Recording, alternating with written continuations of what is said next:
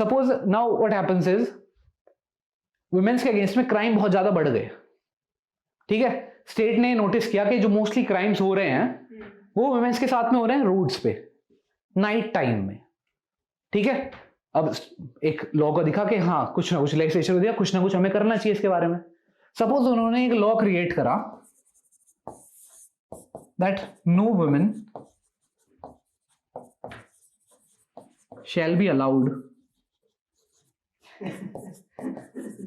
to leave house after 10 PM, ठीक है। if she leaves her house after 10 PM fine भरना पड़ेगा और साथ में उसको जेल भी हो सकती है, ठीक है। क्या है ऑब्जेक्टिव, क्या है आपका? Protection of women against several crimes.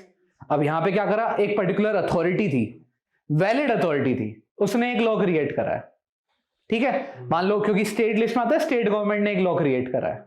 Now second thing, एक प्रोसीजर भी दिया उन्होंने कि कौन अथॉरिटी है जो उसको अरेस्ट कर सकता है। उन्होंने कहा नहीं, there should be a female officer who can arrest. कहां पे उनको रखा जाएगा वो बताया गया है, ठीक है। There will be a separate detention house where the women will be kept. क्या अगर for example if they are ready to pay fine, इतना फाइन पे करके they can leave. If there is any exception to this, they have some reasonable ground for going out after 10 PM, then that can also be an exemption. Procedure बता दिया गया। Now the question arises, there is a procedure established by law. कैसे नहीं है valid? Law तो valid है, procedure law is very much valid. Procedure is also given. Procedure also provides you a way to curtail someone's life or personal liberty as well.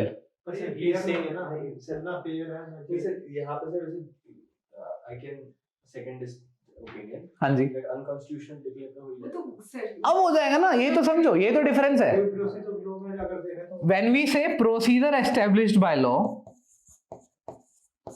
procedure established by law तो है, we have created the entire procedure, right?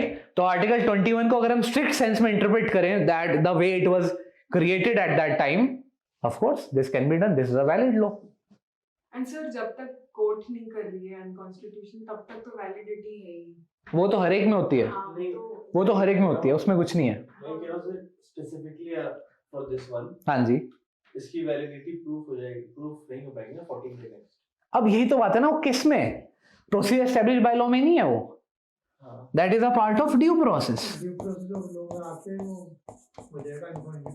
Due process कहता है, कह रहा आपने अगर कोई law create करा, चलो ठीक है, we will look at the intent of the legislature. Intention is to curtail offences against women at night done on the roads, ठीक है। नाइट टाइम में जो वुमेन्स के अगेंस्ट में ऑफेंसेस होते हैं, उसके अकॉर्डिंग आपने एक लॉ बनाया। Now this law, is it fair, is it just, is it reasonable, is it proportionate? क्या ये प्रोपोर्शनेट है? यानी कि can we do something else apart from curtailing the liberty and still achieve the objective which the legislature wanted to achieve? क्या कर सकते थे आप?